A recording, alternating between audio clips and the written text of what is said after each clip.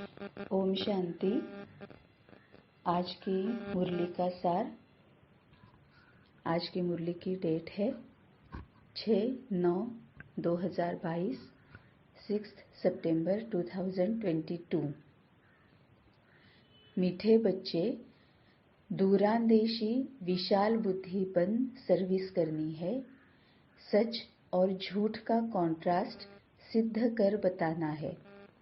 मीठे बच्चे, दूरांदेशी विशाल बुद्धिपन सर्विस करनी है। सच और झूठ का कॉन्ट्रास्ट सिद्ध कर बताना है।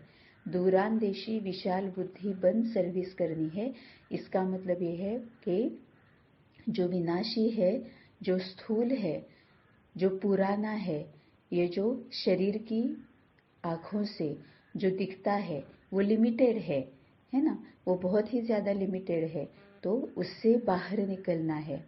मतलब ही बाबा ने अभी जो तीसरा नेत्र खोला है, जो दिव्य बुद्धि देकर दिव्य नेत्र खोला है और दिव्य दृष्टि से हमें जो देखना सिखाया है, उस दिव्य दृष्टि को यूज करना है और दूरांदेशी बनना है। विशाल बुद्धिपन सर्विस करना है, मतलब ही जो अविनाशी है उसको देखना है। मतलब ही आत्मा और आत्मा से संबंधित बातों को ही देखना है। हर एक को आत्मा देखना है। हर एक के साथ, हमारे साथ जो कुछ भी हो रहा है वो पूरा ड्रामा समझकर, ड्रामा की तरह से उसको देखना है। क्योंकि हमें अभी तक इतने जन्मों से आदत है कि जो मैं और मेरा है उतना ही हम देखते हैं। देह भान में रहते हैं। देह भान में रहकर देह की आंखों से जितना दिखता है उतना ही हम देखते हैं, उतना ही हम समझते हैं। लेकिन अब बाबा ने दिव्य नेत्र खोला है, दिव्य दृष्टि हमें दी है। उस दिव्य दृष्टि से देखना है और विशाल बुद्धि से देखना है। मतलब ड्रामा और ज्ञान, इसको यूज कर अपने आप को आत्मा समझकर परम आत्मा से निरंतर जुड़े रहकर आत्मा को देखना है। ये सर्विस करनी है। सर्विस मतलब जो हम योगदान करते हैं, मनसा वाचा कर्मणा, मनसा सेवा जो करते हैं वो सर्विस करनी है। सच और झूठ का कॉन्ट्रास्ट सिद्ध कर बताना है। मतलब जो भक्ति मार्ग में जो अभी तक हम करते आए हैं वो सब कुछ झूठ है। जो इस देह की आंखों से जो दिखता है वो झूठ है, जो विनाशी है, पुराना स्थूल जो है वो झूठ और विनाशी है। तो बाबा कहता है वो सच और झूठ, जो भक्ति मार्ग में भी जो भगवत गीता गाई हुई है वो भी बाबा ने कहा है कि बहुत वहां पर तुमने गपोड़े बना के रखे हुए हैं, तो वो हमने झूठ वहां सब कुछ रख दिया है। तो वो झूठ, और अब बाबा जो कहता है वही सिर्फ सच है और बाकी देहधारी जो कुछ भी कहते हैं वो झूठ है, वो विनाशी है ना। तो बाबा कहता है कि आज तक तुमने भक्ति मार्ग में जो देखा हुआ है या कहा हुआ है वो सब कुछ झूठ है, और अब बाबा ने आकर जो बताया है वो सच है। तो झूठ और सच, इसका कॉन्ट्रास्ट सिद्ध कर बताना है। फॉर एग्जाम्पल, गंगा नदी में स्नान करने से पाप धुल जाते हैं, है ना। ये अभी तक हम भक्ति मार्ग में समझते आए हैं और औरों को बताते भी आए हैं। हम ही वो बाबा के बच्चे हैं जिन्होंने ज्ञान मार्ग से काफी आत्माओं को, बहुत सारी आत्माओं को भटकाया हुआ है। तभी बाबा ने अभी हमें पकड़ा है कि पहले तुम सच्चा ज्ञान सुनो, तुम सच्चा ज्ञान समझो और बाकियों को सच्चा ज्ञान समझाओ। तो अब हमें बाबा ने ये जो एग्जाम्पल अभी हमने देखा कि अभी तक हम समझते थे कि गंगा नदी में स्नान करने से पाप धुल जाते हैं। अब बाबा ने आकर हमें गंगा नदी मतलब क्या, स्नान मतलब क्या, पाप धुल जाना मतलब क्या, ये सब कुछ आकर सच्चा ज्ञान दिया है। तो इस तरह से बाकी ये भी है कि गीता का भगवान कौन है ना, ये भी एक है। और हम कौन है, मैं आत्मा हूँ, हम शरीर नहीं है। तो ऐसे कई सारी बातें हैं जो हम आज तक झूठ जो था उसको ही सही समझते आए हैं। अब बाबा ने आकर हमें सच्चा ज्ञान दिया है, हमारा नेत्र खोला है और दिव्य बुद्धि हमारी खोली है, दिव्य दृष्टि दी है। तो अब हमें सच का और झूठ का पता चल गया है। तो बाबा कहता है सच और झूठ का कॉन्ट्रास्ट सिद्ध कर बताना है। बाबा ने वो सिद्ध करके हमें बताया हुआ है, तो वही सबको बताना है। और बताना है इसका मतलब ये नहीं है कि सबको वाचा से ही बताना जरूरी है, नहीं, हम मनसा से भी बता सकते हैं, है ना। इसीलिए मनसा, वाचा और कर्मणा। कर्मणा मतलब जो हमारी चाल चलन सूरत सीरत जो हमारा है उसको हमें प्रत्यक्ष करना है बाबा को। तो मनसा वाचा कर्मणा से हमें अब ये सर्विस करनी है। प्रश्न है, महाभारत से कौन कौन सी बातें सिद्ध होती है, महाभारत का अर्थ क्या है। मतलब अभी महावाक्य में बाबा ने जो बताया ना कि सच और झूठ का कॉन्ट्रास्ट सिद्ध कर बताना है, तो ये जो महाभारत जो है बनाया हुआ जो एक गीता जो बनाई हुई है, वो गीता में बहुत सारा झूठ आया हुआ है। तो अब बाबा ने यहाँ पर कहा है कि महाभारत से कौन कौन सी बातें सिद्ध होती है, महाभारत का अर्थ क्या है। उत्तर है, महाभारत अर्थात अनेक धर्मों का विनाश और एक धर्म की स्थापना। महाभारत का अर्थ ही है पांडवों की विजय, कौरवों की पराजय। महाभारत लड़ाई से सिद्ध होता है कि जरूर भगवान भी होगा जिसने रथ पर बैठ ज्ञान सुनाया। भगवान ने जरूर राजयोग सिखाया होगा जिससे राजाई स्थापन हुई। महाभारत अर्थात जिसके बाद सतयुगी राजाई स्थापन हो। तुम बच्चे महाभारत पर अच्छी तरह से समझा सकते हो। मतलब बाबा ने अभी ये क्लियर कर दिया कि सच और झूठ का कॉन्ट्रास्ट सिद्ध कर बताना है। मतलब क्या करना है, तो ये एक एग्जाम्पल है कि महाभारत से कौन कौन सी बातें सिद्ध होती है, महाभारत का सही अर्थ क्या है। और बाबा ने यही बहुत क्लियरली बता दिया कि महाभारत अर्थात अनेक धर्मों का विनाश और एक धर्म की स्थापना। क्योंकि महाभारत में जो भी कल बाबा ने कहा था कि देह भान से निकलना है और एक बाबा की तरफ, मतलब आत्मा अपने आप को समझना है। कल बाबा ने कहा था वरदान में कि मैं आत्मा हूं, ये बात ध्यान में रखनी है, इसी बात को याद करना है और इसी बात को धारण करना है ना। तो आत्मा का एक ही धर्म है, देवी देवताओं का एक ही धर्म है। तो महाभारत अर्थात अनेक धर्मों का विनाश और एक धर्म की स्थापना। दूसरी पॉइंट है, महाभारत का अर्थ ही है पांडवों की विजय, कौरवों की पराजय। अब यहाँ पर यह भी हम सिद्ध करके बता सकते हैं कि पांडव मतलब कौन, कौरव मतलब कौन, है ना। कि जैसे वहां पर पांडव थे तो उन पांडव का मतलब अर्थ क्या है। फॉर एग्जाम्पल अर्जुन, अर्जुन मतलब जो ज्ञान का अर्जन करते रहता है उसको अर्जुन कहा जाता है ना। कई सारे उसके अर्थ हम निकाल सकते हैं। तो नकुल मतलब क्या है कि जो कुल जात रीति मतलब धर्म पंथ ये नहीं देखता है, जो इंसान को इंसान की तरह से पहले देखता है ना। जो कुल का इस पर नहीं, कुल को महत्व नहीं देता है, ये कौन से कुल का है, ये कौन सी जात का है, ये कौन सी धर्म का है, ये कौन से पंथ का है, इसको वो महत्व नहीं देता है ना। इंसान को इंसान मतलब ही आत्मा स्थिति में रहता है, वो है नकुल। सहदेव मतलब एक अर्थ हम ये भी निकाल सकते हैं कि जो सबको सहयोग देता है, जिसको भी सहयोग की जरूरत है उसको वो सबसे पहले सहयोग देता है। बाकी बातें जो आत्मा बाद में सोचती है, वो हर एक आत्मा सहदेव है ना। युधिष्ठिर मतलब क्या है, जो युद्धजन्य परिस्थिति में भी स्थिर रहता है। अब ये कौन कौन सी आत्मा कर सकती है, जो ड्रामा और ज्ञान को हमेशा याद रखते हैं, आत्मा परमात्मा को हमेशा याद रखते हैं। यह वो धारणा जिस आत्मा में हुई है वो हर एक आत्मा युधिष्ठिर है ना। तो कौरव मतलब कौन है, दुशासन मतलब अपने हाथ में जो अधिकार है, जो शासन हमारे हाथ में है उसका जो दुरुपयोग करने वाला है, वो हर एक आत्मा दुशासन है ना। तो दुर्योधन मतलब हमारे हाथ में जो भी धन है वो उस धन का जो दुरुपयोग करता है वो हर एक आत्मा दुर्योधन है। अब शासन सत्ता भी हमारे हाथ में कौन कौन सी होती है, हमारे हाथ में राज्य की सत्ता होती है, पैसे की सत्ता हो सकती है, रूप रंग की सत्ता हो सकती है, पर्सनालिटी की सत्ता हो सकती है, कई सारी सत्ताएं हो सकती है, पैसे की सत्ता हो सकती है। तो जिस भी सत्ता हमारे पास जो कुछ भी है उसका अगर हम अगर बढ़ाते हैं, अहंकार में रहते हैं या उसका दुरुपयोग करते हैं, गलत उपयोग करते हैं, है ना, ठगी करने के लिए उसका अगर उपयोग कर रहे हैं, तो वो हर एक आत्मा दुशासन है। जो धन का गलत उपयोग करती है वो हर एक आत्मा दुर्योधन है। अभी भी हम देख सकते हैं ना, भक्ति मार्ग में भी अगर ज्ञान धन है, ये भी अगर हम समझे तो भी भक्ति मार्ग में जो कुछ भी अभी कर्म कांड चलता है तो उनके पास जो ज्ञान है उसका वो दुरुपयोग कर रहे हैं। पैसा कमाने के लिए, लोगों को ठगने के लिए उपयोग करते हैं कई सारी आत्माएं। तो वो हर एक ऐसी आत्मा दुर्योधन है ना। तभी बाबा कहता है कि पांडवों की विजय है, मतलब जो युद्धजन्य परिस्थिति में भी स्थिर रहता है, जो कुल जात धर्म पंथ ना देखते हुए आत्मा को आत्मा रूप में देखता है, जो हर एक को हर जब भी जरूरत है तब सहयोग देता है। तो ये सभी क्या है, बाबा ने जो हमें ज्ञान दिया है, दैवी शक्तियां दैवी गुणों के बारे में बताया है, तो वो हर एक आत्मा जिसने ज्ञान को, शक्तियों को, गुणों को धारण किया है वो पांडव है। और जो अपने धन का, अपने सत्ता का दुरुपयोग करती है, अपने शील का दुरुपयोग करने वाली आत्मा दुश्शीला है ना।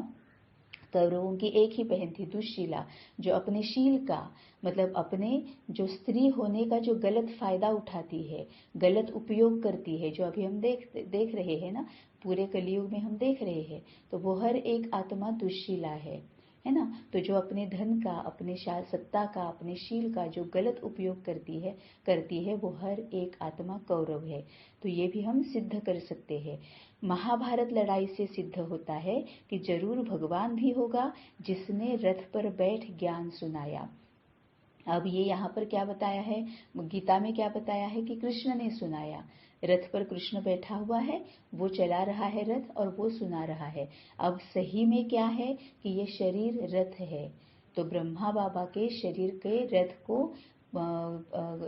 लेकर शिव बाबा ने, परम आत्मा ने, परम पिता ने, भगवान ने हमें ज्ञान सुनाया है ना। ये भी हम सिद्ध कर सकते हैं। क्यों? क्योंकि कृष्ण जो है वो कहते तो है कि कृष्ण ने गीता सुनाई, कृष्ण ने ज्ञान सुनाया, लेकिन गीता में ही लिखा हुआ है कि ये ज्ञान कौन सुना रहा है? जो अधर्मा है, जो अजन्मा है, सॉरी अधर्मा नहीं, जो अजन्मा है, अभोक्ता है, जिसके पास शरीर नहीं है, जो अजन्मा मतलब जो जन्म मरण के चक्र में नहीं आता है। लेकिन कृष्ण तो जन्म मरण के चक्र में आया हुआ है, वो देहधारी है, उसके पास शरीर है ना। जो अभोक्ता है, कृष्ण तो भोक्ता है ना। या और फिर बाकी के कई सारे की जो चांद जैसा शीतल है, 21 चांद जैसा शीतल है, 21 सूर्य जैसी जिसमें ये है, मतलब एक तपिश जो होती है, प्रखरता जो होती है वो भी उसमें है। 21 हाथी, 21 घोड़े जैसा जिसमें बल है ना। ये इतना सब कुछ होते हुए भी 21 चांद जैसी जिसमें शीतलता है ना। ये पूरा, और जिसके पास शरीर नहीं है, तो ये पूरा गीता में ही बताया हुआ है। तो कृष्ण तो ऐसा नहीं है ना। तो ये भी हम सिद्ध कर सकते हैं कि फिर कृष्ण एक देहधारी है। और फिर किसने फिर गीता सुनाई, ज्ञान सुनाया? तो इस तरह से है कि ये ब्रह्मा बाबा का जो तन है वो रथ कहा गया है, और उसका आधार लेकर शिव बाबा ने, भगवान ने, परमपिता परमात्मा ने हर एक को, जो सुनने वाला है, अर्जुन जो है, जो जिसको ज्ञान का अर्जन करने की आस है, उस हर एक को ज्ञान सुनाया है। तो महाभारत लड़ाई से सिद्ध होता है कि जरूर भगवान भी होगा जिसने रथ पर बैठ ज्ञान सुनाया। भगवान ने जरूर राजयोग सिखाया होगा जिससे राजाई स्थापन हुई। अब राजाई स्थापन हुई मतलब क्या हुआ? स्वर्ग की स्थापना हुई। स्वर्ग मतलब क्या है? आत्मा में जो दैवी गुण, दैवी संस्कार जो है, ज्ञान की जो धारणा हुई है वो है स्वर्ग। हर एक आत्मा सतयुगी बनती है। सतयुगी मतलब वो हर एक आत्मा जिसमें संस्कारों की 16 कला संस्कार जो जिसमें परिपूर्ण है ना, वो अहिंसा परमो धर्म जो आत्मा है, दैवी गुण दैवी शक्तियों से संपन्न है, ज्ञान के एक एक पॉइंट को जिसने धारण किया हुआ है, ऐसी हर एक आत्मा राजा है।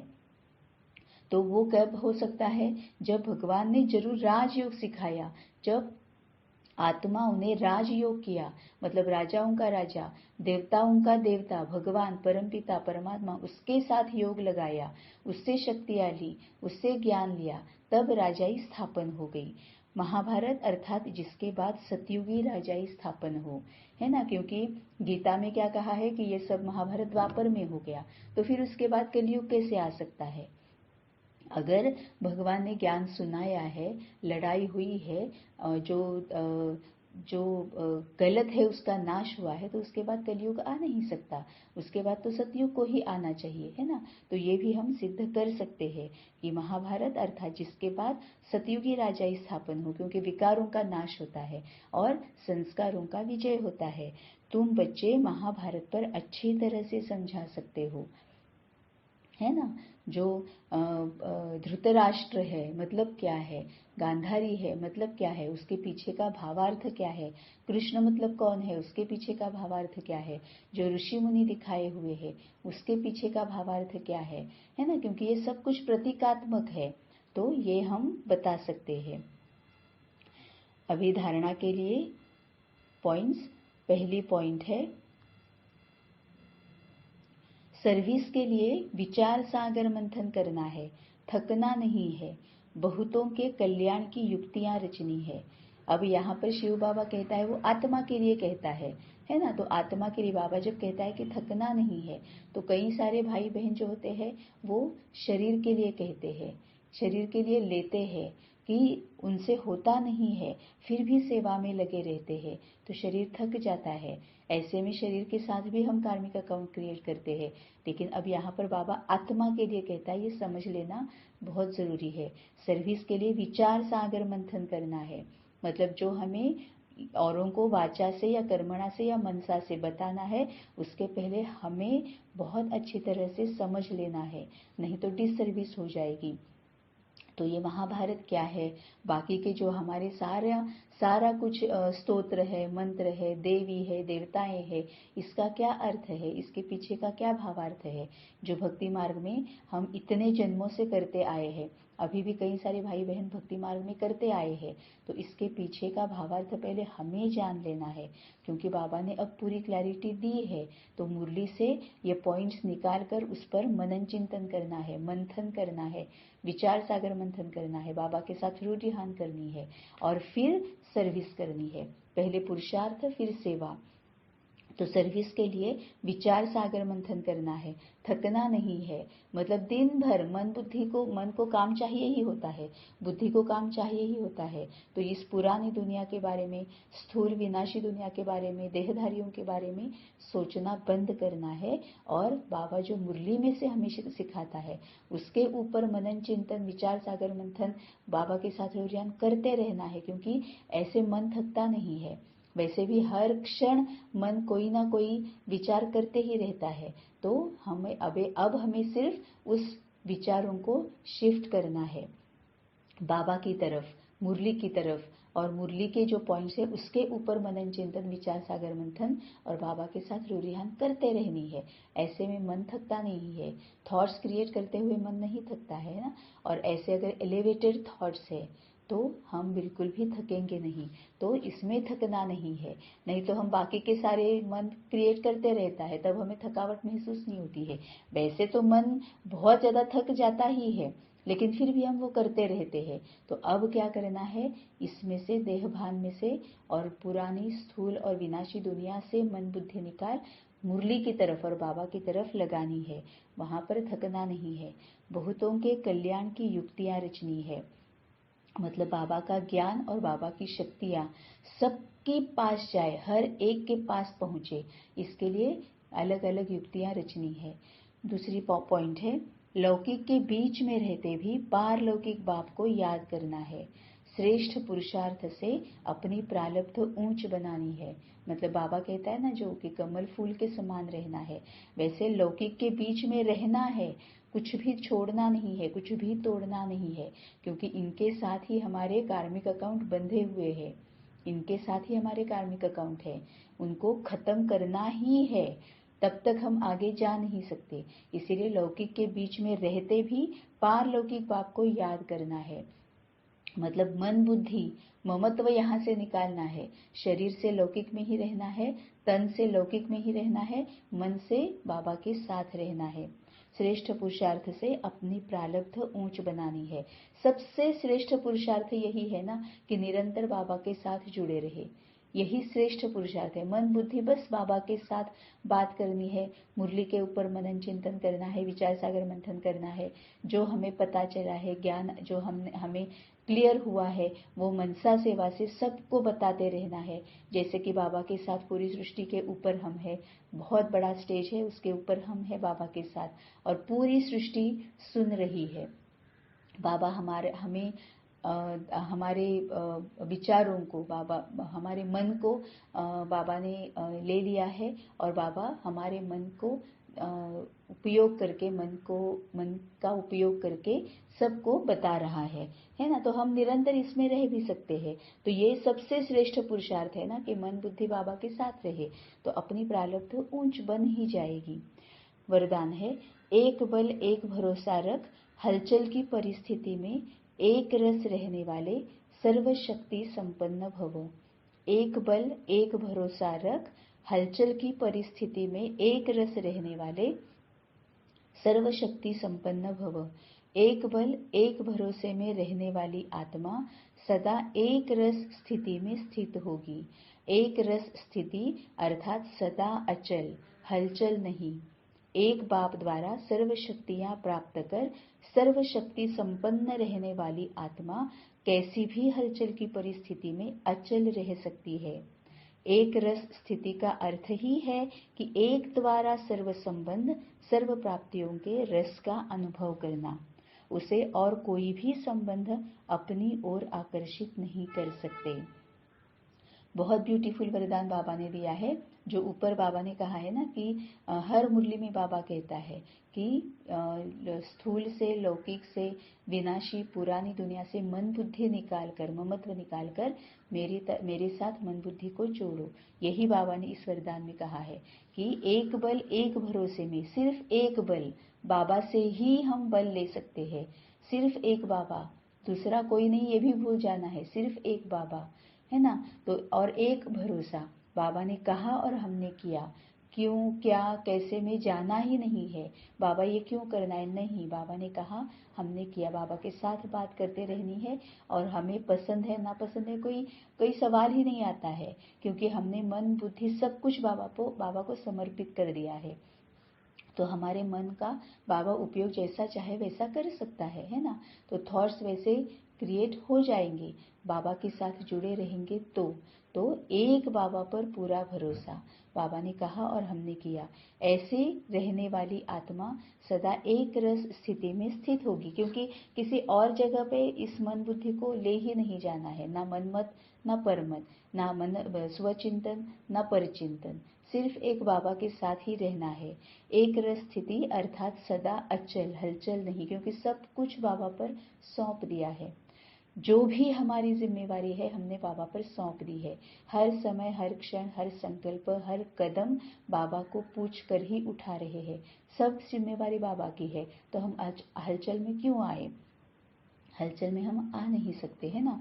तो एक रस स्थिति अर्थात सदा अचल, हलचल नहीं। अगर कुछ भी हो रहा है, अगर कोई शरीर के कुछ तकलीफ से अगर हम गुजर रहे हैं, मन की तकलीफ से अगर हम कुछ गुजर रहे हैं, तो भी तकलीफ महसूस नहीं होनी चाहिए, क्योंकि शरीर भी अगर बीमार है तो है, हमारे पिछले किसी विकर्मों के परिणाम स्वरूप अभी हमें ये भोगना है। लेकिन हमें क्यों चिंता करनी है, क्योंकि बाबा है। हम मन बुद्धि से तो हम बाबा के साथ है, तो वहां से हमें शक्तियां मिल रही है। क्योंकि वैसे भी शरीर को चलाती तो आत्मा ही है।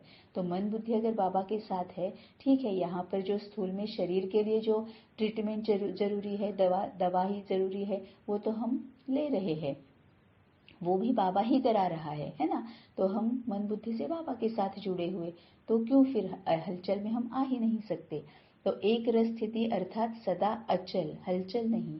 एक बाप द्वारा सर्व शक्तियां प्राप्त कर सर्वशक्ति संपन्न रहने वाली आत्मा कैसी भी हलचल की परिस्थिति में अचल रह सकती है है ना। एक बाप द्वारा सर्वशक्तियां, सब कुछ बाबा पर सौंप दिया है, जिम्मेवारी बाबा की है, भरोसा बाबा का है, शक्तियां मतलब बल भी बाबा से ही ले रहे हैं, तो हलचल में आने का सवाल ही नहीं है।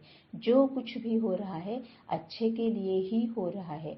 अगर कुछ हमें अभी दिख भी रहा है कि हम कुछ दुख दर्द से गुजर भी अगर रहे हैं, तो भी क्यों? क्योंकि ये हमारे ही पिछले विकर्मों का परिणाम है। अभी हमें दुख दर्द में नहीं आना है, नहीं तो वो साइकिल ब्रेक नहीं होगी। क्योंकि दुख दर्द मतलब कमी कमजोरी, विकार है। तो विकार में आएंगे तो विकर्म ही होगा, और विकर्म होगा तो आगे फिर से दुख दर्द ही आने वाला है।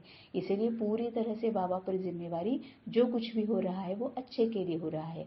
अगर किसी वजह से, किसी कारणवश अगर सेवा में भी ब्रेक आ जाता है, किसी कारणवश सेवा नहीं, तो ठीक है, अभी यही है, पिछले किसी कर्मों के परिणाम स्वरूप अभी हमारे सामने यही समय आया हुआ है। तो समय, ड्रामा, बाबा का ज्ञान और बाबा का साथ, है ना, सबको याद करते हुए अचल अडोल रहना है ना। जो प्रेजेंट है उसको एक्सेप्ट करना है, वर्तमान स्थिति को एक्सेप्ट करना है, लेकिन बाबा के साथ ही रहना है, मन बुद्धि से बाबा के साथ जुड़े रहना है। तो एक रस स्थिति का अर्थ ही है कि एक द्वारा सर्व संबंध, सर्व प्राप्तियों के रस का अनुभव करना। सब कुछ बाबा से मिल रहा है। अगर दुख दर्द हो भी रहा है तो बाबा को बताना है, इमीडिएटली हम उसमें से बाहर निकल कर आते हैं, क्योंकि बाबा पूरा क्लियर कर देता है कि ये दुख दर्द तुम्हारे सामने क्यों आया है। तो दुख दर्द से हम परे हो जाते हैं, शांत हो जाते हैं, है ना। तो सभी प्राप्तियां बाबा के द्वारा, वही अनुभव करना है, सिर्फ बुद्धि तक नहीं रहना है। जैसे बाबा कहता है ना कि सिर्फ बुद्धि तक नहीं रहना है, वो हमारे चाल चलन सूरत सीरत से दिखना चाहिए, हमारे मनसा वाचा कर्मणा से वो दिखना चाहिए। मतलब ही हमें वो धारण करना है, हमें उसको अपना संस्कार बनाना है कि बस एक बाबा और कोई नहीं, है ना। जो कुछ भी हो रहा है एक्सेप्टेड है, स्वीकार है ना। तो ये अनुभव करना है और धारण करना है, संस्कारों में लाना है। उसे और कोई भी संबंध अपनी ओर आकर्षित नहीं कर सकते, है ना। कि क्या चल रहा है, अगर मेरे साथ ये हो रहा है तो औरों का क्या होगा, कैसे होगा, कुछ भी नहीं। अब क्यों ये बाबा बता रहा है? क्योंकि अभी का समय ही ऐसे चल रहा है, पूरा कलयुग है। हमारे जो विकर्म हमने पीछे किए हुए हैं उसके परिणाम सामने शरीर के रूप में भी, शरीर के बीमारी के रूप में भी सामने आ रहे हैं। हमारे विकार भी, विकारों के जो अंश बचे हुए हैं, या कुछ कड़े विकार भी अभी तक, कड़ी कमजोरियां, कड़े अवगुण अभी तक हमारे में है, वो भी बीच बीच में सामने आ जाते हैं। या जिनके साथ हम रह रहे हैं उनके साथ के जो कार्मिक अकाउंट है वो भी हमारे सामने आ जाते हैं। तो बाबा ने कहा है ना कि इन तीन तरफ से तुम्हारे सामने अंत तक कुछ ना कुछ आता ही रहेगा, है ना। तो अभी बहुत ये समय चल रहा है कि सबके पहले जो विक्रम है उसके परिणाम सामने आ रहे हैं। इसीलिए बाबा ने कहा है कि एक बाबा के साथ मन बुद्धि जुड़ी रखनी है, सभी प्राप्तियां बाबा के पास से बाबा से लेनी है, सभी शक्तियां बाबा से लेनी है, एक भरोसा बाबा पर रखना है। और जो कुछ भी इस स्थूल में, इस दुनिया में, इस विनाशी दुनिया में, लौकिक में, भौतिक दुनिया में चल रहा है उसकी ओर आकर्षित होना ही नहीं है। हमारा शरीर भी अगर बहुत ज्यादा बीमार है तो क्या हुआ, शरीर बीमार है, हम तो बाबा के साथ है, मन बुद्धि बाबा के साथ है। शरीर की बीमारी के लिए जो कुछ भी करना है वो हम कर रहे हैं, और मन बुद्धि बाबा के साथ है ना। अगर सेवा भी थोड़ी देर के लिए रुक गई है तो भी ये लिखा हुआ है, ये प्रीडेस्टिन्ड है, ड्रामा में यही है, हमारे लिए भी ये अभी अच्छा ही है, इसमें भी कल्याण ही है ना। तो मन बुद्धि बाबा के साथ जुड़ी हुई है तो बाबा सब क्लैरिटी दे देता है। तो एक रस स्थिति का अर्थ ही है कि एक द्वारा सर्व संबंध, सर्व प्राप्तियों के रस का अनुभव करना, उसे और कोई भी संबंध अपनी ओर आकर्षित नहीं कर सकते। शरीर का संबंध भी उसे अपनी ओर आकर्षित नहीं कर सकता, सेवा का संबंध भी उसे अपनी ओर आकर्षित नहीं कर सकता, है ना। मेरे लौकिक परिवार का क्या होगा, कैसे होगा, इस शरीर का क्या होगा, रहेगा नहीं रहेगा, जो कुछ भी होगा अच्छे के लिए होगा, बस मन बुद्धि बाबा के साथ जुड़ी रखनी है। स्लोगन है, बेहद सेवा की श्रेष्ठ वृत्ति रखना ही विश्व कल्याणकारी बनना है। बेहद सेवा की श्रेष्ठ वृत्ति रखना ही विश्व कल्याणकारी बनना है। क्योंकि हम अगर कर्मणा से और वाचा से सेवा में आते हैं तो मर्यादा में आते हैं, है ना। वाचा से हम कितने लोगों को, कितनी आत्माओं को आत्माओं की सेवा कर पाएंगे, कर्मणा से हम कितनी आत्माओं की सेवा कर पाएंगे। लेकिन अगर बेहद की सेवा करते हैं, मतलब ही मनसा सेवा अगर हम करते हैं तो हम विश्व कल्याणकारी बन जाएंगे। क्योंकि मनसा से हम एक ही समय पर सभी विश्व की हम सेवा कर पाएंगे। मनसा सेवा करनी है ना। तो अगर हम विश्व के सामने अगर बाबा के साथ खड़े रहेंगे और पूरे विश्व की अगर हम मनसा सेवा करेंगे तो हम विश्व कल्याणकारी बन जाएंगे। तो बेहद सेवा की श्रेष्ठ वृत्ति रखना है। मतलब ही ऊपर जो बाबा ने कहा है कि मन बुद्धि सिर्फ बाबा के साथ जुड़ी रखनी है और बेहद की सेवा करनी है।